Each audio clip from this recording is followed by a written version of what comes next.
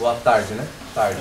Boa tarde. Queria agradecer a presença de todo mundo aqui, tá? Que veio, agradecer a banca. E tentar ser breve, infelizmente eu vou ter que ser breve, porque o tempo, né, corre, só que o tema é muito... Vou tentar resumir o máximo que eu posso. Enfim, a informação e o ser, uma visão ontológica e fenomenológica para a ciência de informação. O que eu comecei a pensar nesse TCC, justamente a questão da informação, que na biblioteconomia, né, no curso que a gente faz, a gente pensa sobre informação, sobre documentos, sobre isso aí, e existe a ciência da informação, que é uma ciência que tem um problema epistemológico, ainda não tem uma definição epistemológica clara. E aí eu fui lendo os textos, sei lá, desde o segundo ano, terceiro, e fui tendo esses questionamentos na minha cabeça, sobre o que a informação tem a ver com a sociedade. São as pessoas que não estão aqui na universidade, as pessoas que não entram aqui, as pessoas, por exemplo, as pessoas comuns. E entre essas questões entrou a filosofia. E a filosofia, sei lá, eu tenho o gosto da filosofia, eu gosto de ler, etc. Apesar de não ter feito filosofia nem nada. Mas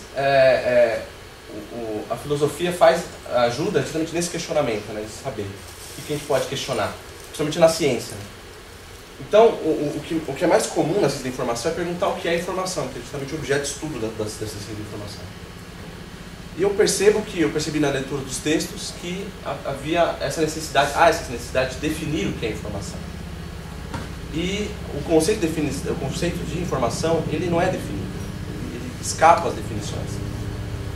Então, eu refiz essa questão, porque justamente a filosofia funciona para isso, para você questionar a pergunta. Então, a maior pergunta seria, não é o que é informação, mas sim o que é o conceito de informação. Será que ele é possível de objetivar? Será que ele é tão definível quanto um conceito de força, por exemplo, da física? Ou o conceito, por exemplo, de outras ciências naturais que definem muito bem o que é 1, o que é 2, o que é 0, o que é 1, o que é transistor, o que não é? O conceito de informação é um conceito muito difícil de definir. Então, eu fui nessa investigação filosófica, através da filosofia, para ir além e entender de um modo universal o que é o conceito. E aí veio a estrutura do trabalho. A estrutura do trabalho se deu a estrutura dialética. A razão de ser dialética é justamente isso, porque a linha principal do trabalho é a crítica.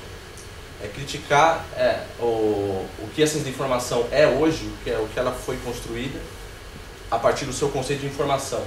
E daí gerar uma antítese, que é justamente aquilo que vai contra a tese, ela nega a tese, que é a minha hipótese. Foi aquilo que eu pensei sobre, nesses tempos de estudo. E a síntese, que seria a razão disso tudo. A síntese vem do grego, significa composto, ou seja, composição. O que dá a composição de tese e antítese? Qual é o resultado disso? E é o resultado prático, é o resultado da sociedade. O que isso pode dar? Porque eu acho que a filosofia é justamente essa liga entre teoria e prática. E aí se deu o trabalho. Na tese, eu busquei os principais autores mais citados da ciência da informação para ver o que a ciência da informação estava dizendo.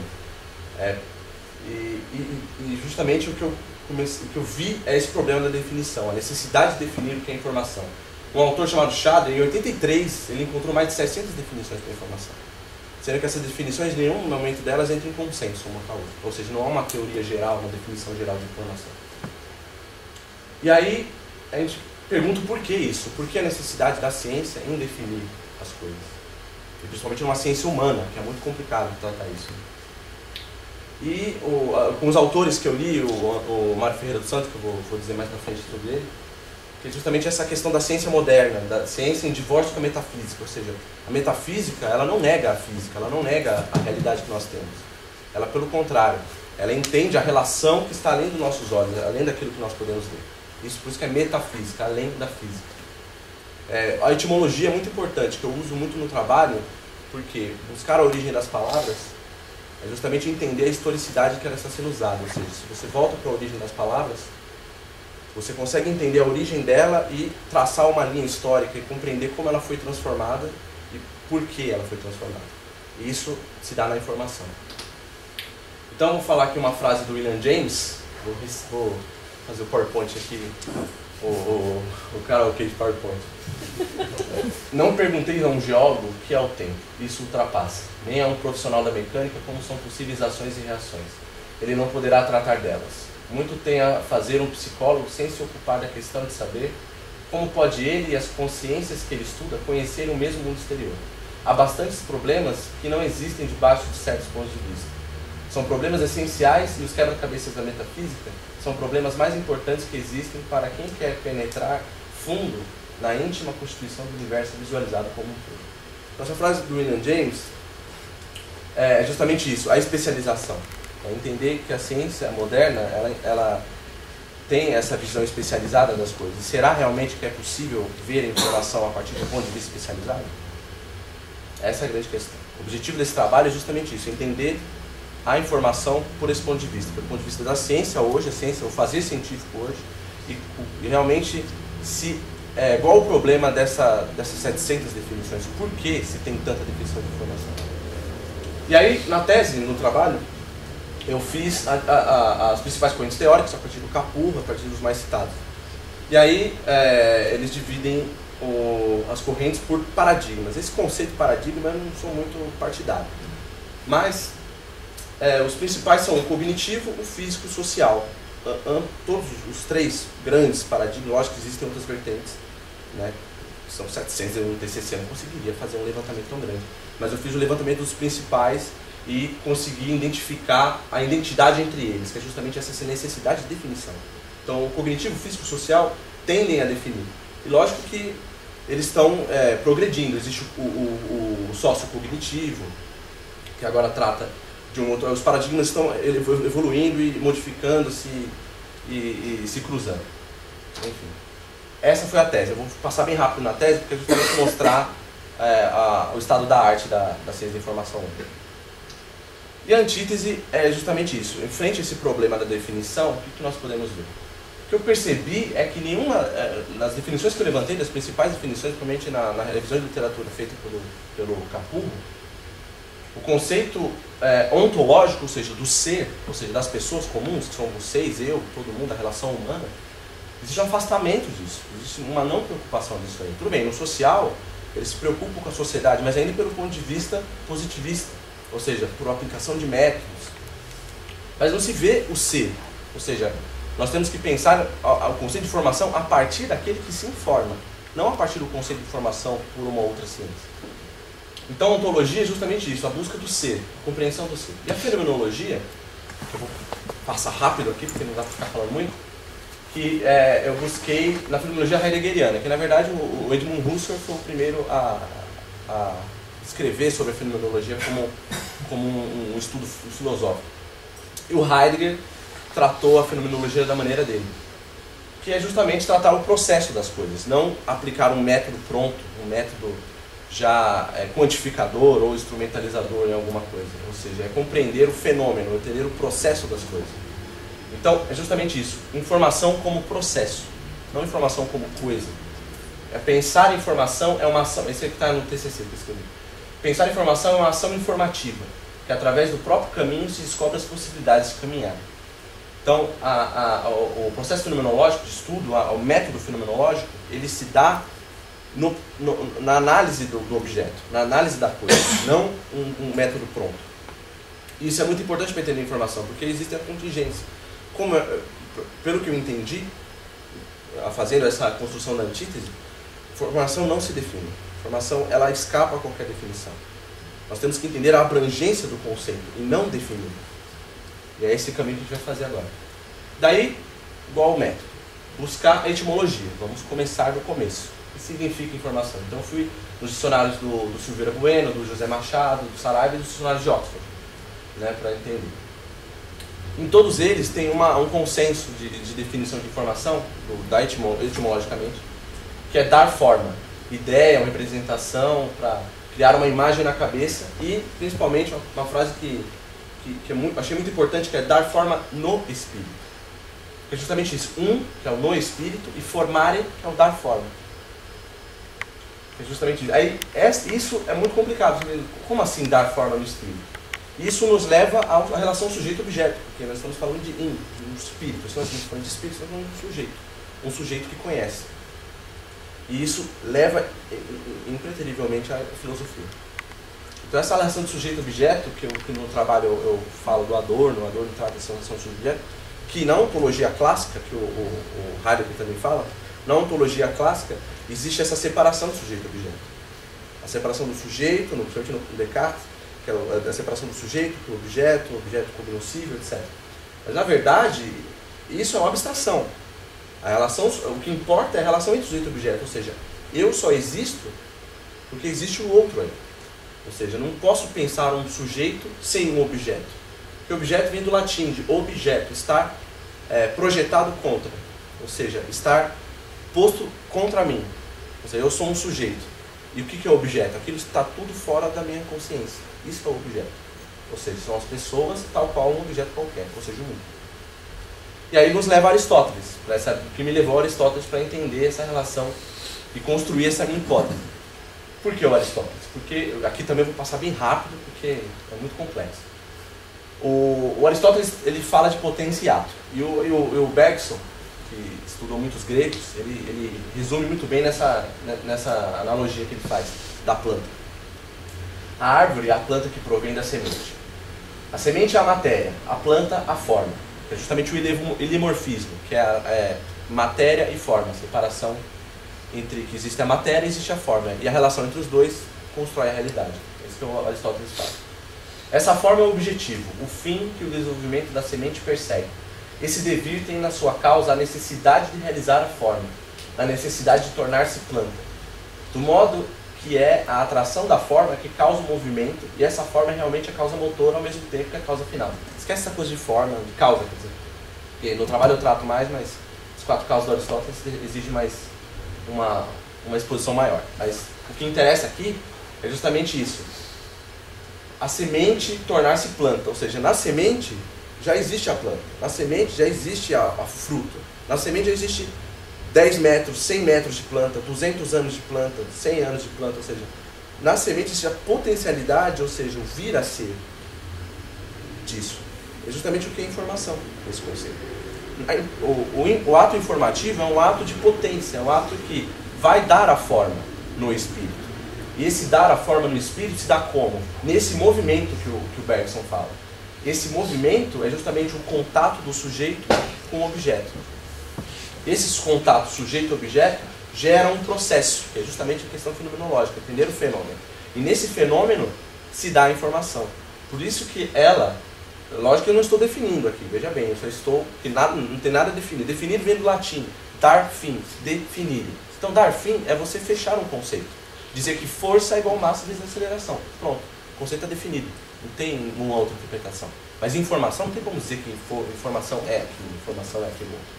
Porque as definições não satisfazem, elas ficam insatisfeitas. Então vamos evoluindo. Então o que a gente está falando agora é do movimento, ou seja, desse processo entre o sujeito que se informa e aquilo que permite a informação, ou seja, aquilo que dá forma às coisas.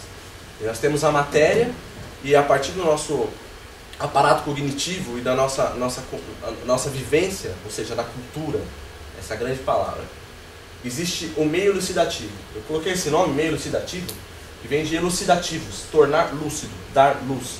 É aquilo que nos torna claro, que dá forma. E para ter forma, ela precisa ter uma cognoscência, ou seja, você precisa entender aquilo. E essa compreensão se dá num meio. O que tem nesse meio? Ou seja, entre eu ler um livro, esse TCC, entre eu e esse TCC existe um meio. Não um meio físico, mas um meio metafísico. Que é o quê? A minha língua, a cultura, a moral, a vivência, que é a minha visão de mundo, aquilo que eu aprendi, que meus pais me ensinaram. E a psique, ou seja, o que eu tenho na minha mente hoje. Se eu estou bem, se eu estou doente, se eu tenho alguma disfunção, se eu estou triste, se eu sou uma pessoa de fácil depressão, etc. Ou seja, são os principais elementos que eu elenquei. Lógico que acho que não se resume a isso, né? Porque justamente esse trabalho é um trabalho de esboço. Isso aqui tudo é um esboço. Ou seja, é um levantamento de questões. Então, se você pensar em informação sem língua, não tem como pensar em informação sem língua, não tem como pensar em informação sem cultura, não tem como pensar em informação sem moral, sem ética. Não tem como você pensar em informação sem a vivência daquilo que se informa. Ou seja, você igualar um aluno de uma universidade com um morador de rua. Qual a diferença entre eles? A vivência deles, a língua, a cultura, a psique deles. Então são coisas a se considerar. Então vem ao informar-se. O que é informar-se? Esse ser é um pronome reflexivo. Esse pronome reflexivo, o que ele quer dizer? Ele quer dizer o quê? Que atinge a si mesmo. Informar-se, aquele que atinge a si mesmo. Então isso necessariamente leva ao sujeito. Mas como nós dissemos, o sujeito não vive sem o outro. Ou seja, não é possível pensar num sujeito isolado, um sujeito hipotético. E disso nós pensamos nas contingências, ou seja, na língua, ou seja, na leitura, na minha leitura de um TCC, existe muitas contingências, ou seja, o caos, é aquilo que você não consegue controlar, você não consegue definir. Nessa minha fala exposta aqui, existem diferentes pessoas aqui. Existem professores, alunos, pessoas aqui que têm diferentes vivências, diferentes pessoas, falam a mesma língua, mas têm diferentes vidas. Ou seja, existe uma contingência na minha fala e aquilo que você se informa. Porque isso aqui é informação também. O que eu estou dizendo é um ato informativo. Mas como eu vou garantir que vocês todos estão se informando da mesma maneira? Não. Então, essa não se informar da mesma maneira é a contingência. É aquilo que não pode ser considerado quantificadamente. É isso que entra numa questão alfinetada da ciência, né? A ciência trata das questões de um modo quantificador, instrumentalizador, mas ela não precisa somente ser assim. A ciência moderna trata assim. Aí nós colocamos em xeque a ciência e, consequentemente, a informação. Ou seja, aí nós vemos o conceito ontológico de informação, o informar-se, que aí você coloca o sujeito na questão, você coloca a pessoa, o ser. E aí o conceito do Heidegger, que é muito importante, que supera essa coisa do sujeito-objeto, é o ser no mundo. É o que o Heidegger quer dizer. Ou seja, não existe sujeito-objeto, isso é uma abstração. O que existe é um ser no mundo. Existe você inserido historicamente, inserido culturalmente, inserido moralmente, inserido na língua, inserido numa vivência, num pensamento e na técnica, inserido em uma relação com o outro. E aí vem a poesia que uma frase fala muito mais do que eu estou falando aqui, fala muito mais do que eu escrevi aqui, que é justamente a frase do Rimbaud. Eu é o outro. Simples. E o que isso significa? Significa uma coisa fácil, comunicação. O eu é o outro é a base da comunicação. Porque na minha opinião deveria estar na porta da ECA sendo escrito. O eu é o outro, uma frase do Rimbaud. E o que nos leva a pensar, veja bem, não temos somente informação, nós temos agora cultura, linguagem, temos comunicação. Ou seja, não se pode pensar em informação sem comunicação. Ou seja, isolar o termo é um problema. Porque justamente é isso, você cai na questão do ser no mundo, você cai na questão do sujeito, na questão do objeto. Informação é tudo isso. Ou seja, nós estamos fazendo o contrário de definir, nós estamos expandindo cada vez mais o conceito. Para compreender como ele pode ser entendido. E aí, já que nós estamos falando de informação, comunicação, temos que falar de conhecimento. Né? Informação, dar forma é também conhecer. Então, eu fui o Mário Ferreira dos Santos. Justamente eu sugiro que todo mundo pelo menos procure Mário Ferreira dos Santos, que é um dos maiores filósofos do Brasil, desconhecido, né? Iguais razões, existem muitas. E ele fala do compreender, na sua teoria do conhecimento. Compreender vem do latim, de compreender, captar com os covariantes que se coordenam numa cooperação capaz de criar uma realidade. Ou seja, a criação da realidade se dá numa covariação, ou seja, na contingência, juntamente com o outro. Veja sempre que é um conjunto. Conhecer também, cognoscere. Nocere significa nascer, conjunto. É o nascer junto. O conhecimento se nasce, ele não é dado. E aí você cai numa questão ética, porque não existe uma transferência de informação, muito menos uma transferência de conhecimento. Eu, que sei tudo, não vou transferir para você. Existe uma questão ética aí. Existe a questão de que você também pode ir atrás da informação, você pode fazer a informação. Não sozinho, mas em conjunto. Ou seja, a consciência de ser no mundo, não uma consciência hierárquica. Então, o que a gente pode pensar, concluindo, é que informar, comunicar, conhecer, questionar e transformar são conceitos intrinsecamente relacionados. Então, se você pensa em informação, você pensa em comunicação, em conhecimento, e você pensa em questionar. E, acima de tudo, para se informar, necessita-se um questionamento. Ou seja, aquela angústia primária de saber o que são as coisas. E todo informar, todo questionar leva a um transformar, ele possibilita o transformar. E aí o pensamento do Heidegger traz isso porque ele critica a ciência, ele critica a questão ontológica da sociedade, isso no século XX, início do século XX. Ele trata a fenomenologia como possibilidade, ou seja, não é uma doutrina filosófica, aquilo que você deve seguir, mas sim é uma possibilidade de se tratar o assunto. E sobretudo a crítica, que é justamente o que me levou a escrever isso aqui. É criticar, é olhar e entender como estão escrevendo sobre informação, o que a ciência de informação está tratando, e o que a sociedade está recebendo disso, o que a sociedade está vendo disso. É a questão da crítica. O Heidegger fala também, não de informação, né, mas ele fala da relação do pensamento. E no trabalho eu fiz esse cruzamento com o Heidegger, da informação e pensamento, que é o aletheia. O aletheia vem do grego, que é usado também no teatro, que significa, aletheia significa coberto, aquilo que está coberto. E o a é negação, ou seja, o descobrir. Para o Heidegger, o conhecimento, conhecer, é um desvelar, é um tirar o véu das coisas. Ou seja, você, na sua subjetividade, na sua individualidade, você próprio desvela as coisas a partir da sua visão. E isso é muito importante, porque você pensa o ser nesse desvelar.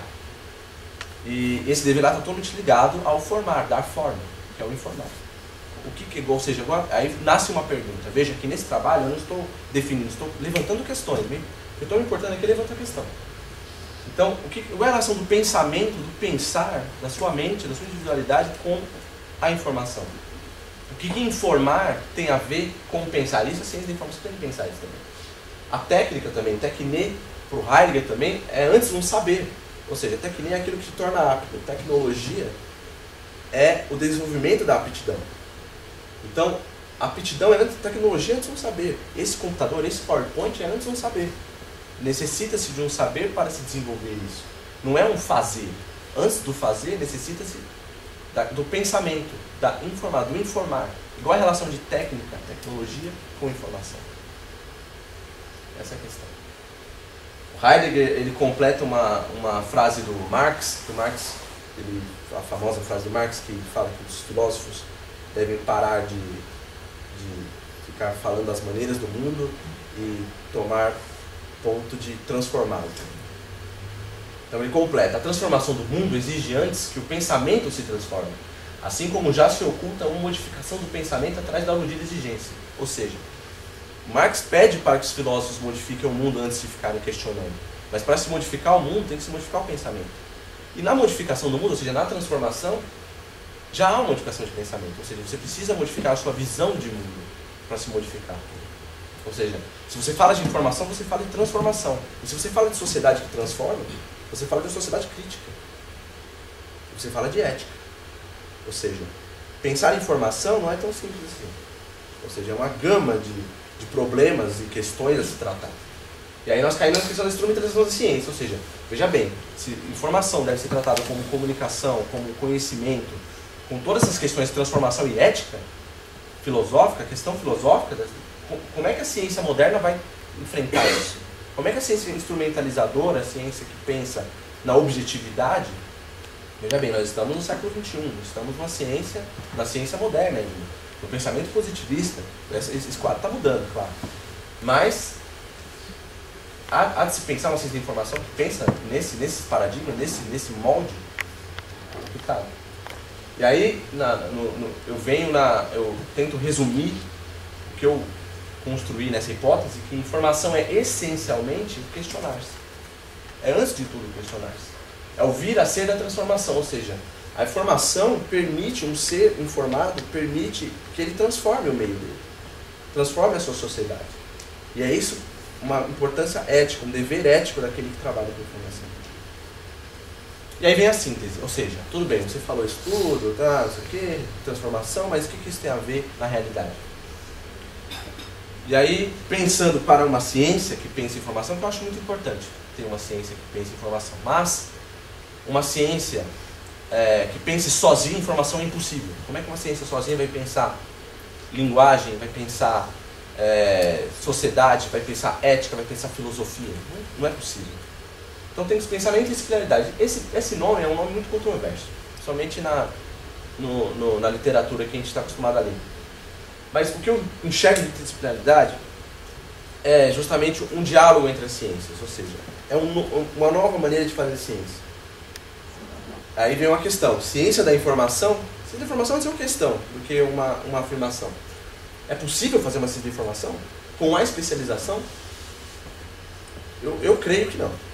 Eu creio que pensar em informação como ela deve ser pensada na sua amplitude, como se pensa na ciência moderna, não. Temos que pensar numa ciência interdisciplinar, ou seja, uma ciência, um novo fazer científico. Mas como se dá essa interdisciplinaridade? Isso é um outro problema. Como fazer um físico conversar com um matemático, e como fazer, o que não é relativamente difícil, mas um historiador conversar com um pedagogo, ou vice-versa. Ou seja, se você vai pensar em informação, você tem que, o pedagogo é importantíssimo o pedagogo. Interessa aí, quem interessa a informação? O pedagogo não interessa a ele a informação. A educação também é importante para se pensar em informação. O cientista, o físico é importantíssimo para pensar em informação também. O médico, todo mundo aqui já trabalhou pensa na biblioteca especializada, o nome já existe.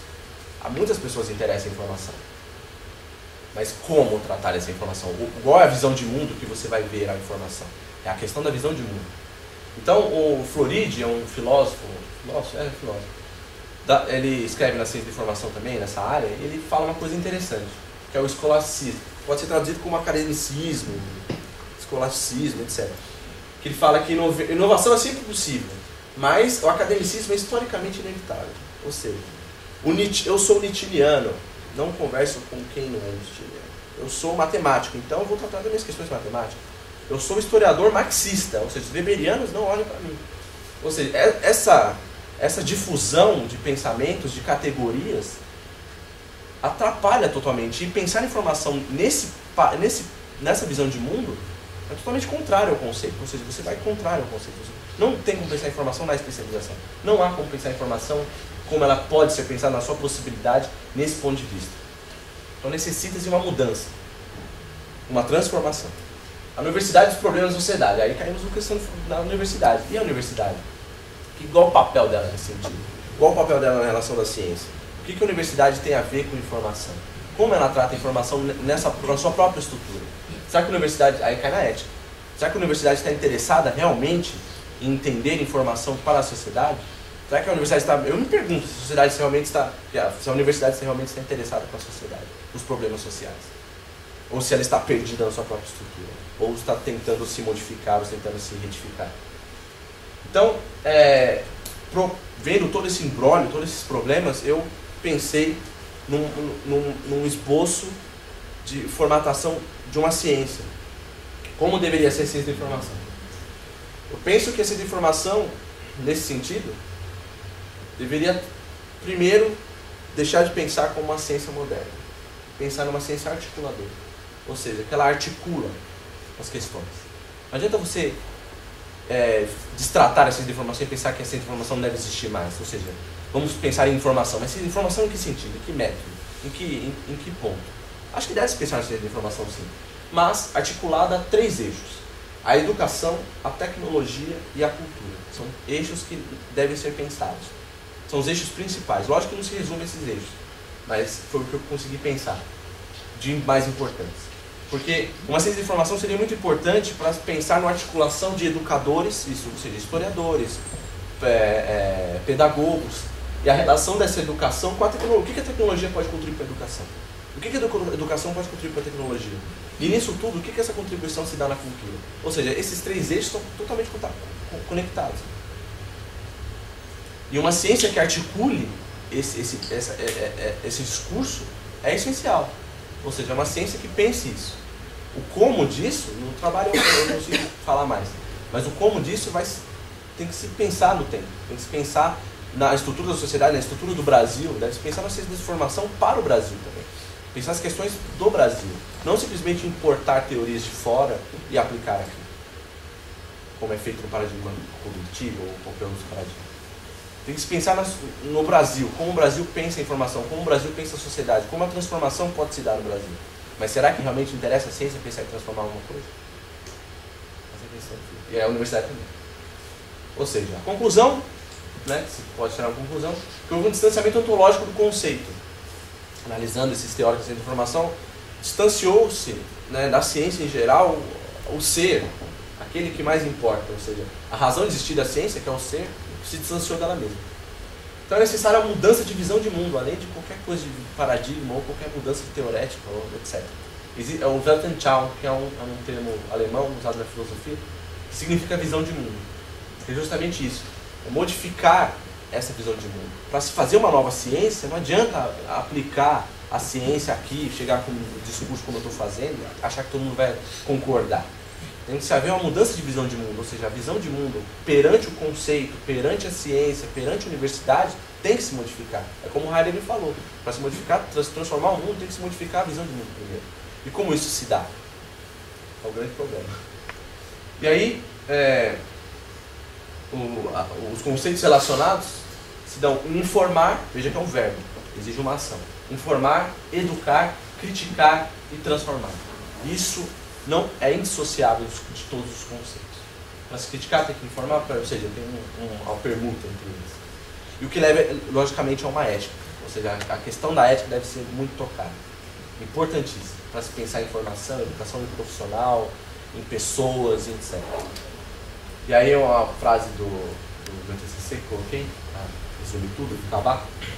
Pensemos em formação sob a crítica, analisando sua transformação histórica a partir do seu significado etimológico, seus usos pelas ciências e podendo assim propor uma abordagem a partir de uma mudança de visão de mundo para com a informação um movimento contrário ao esquecimento do ser.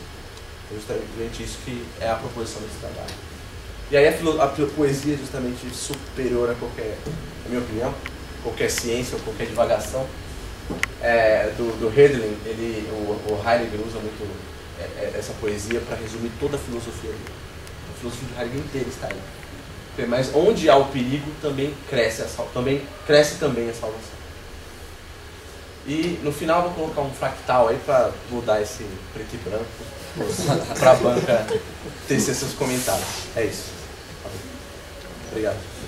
Nós mudamos o formato. Tá bom.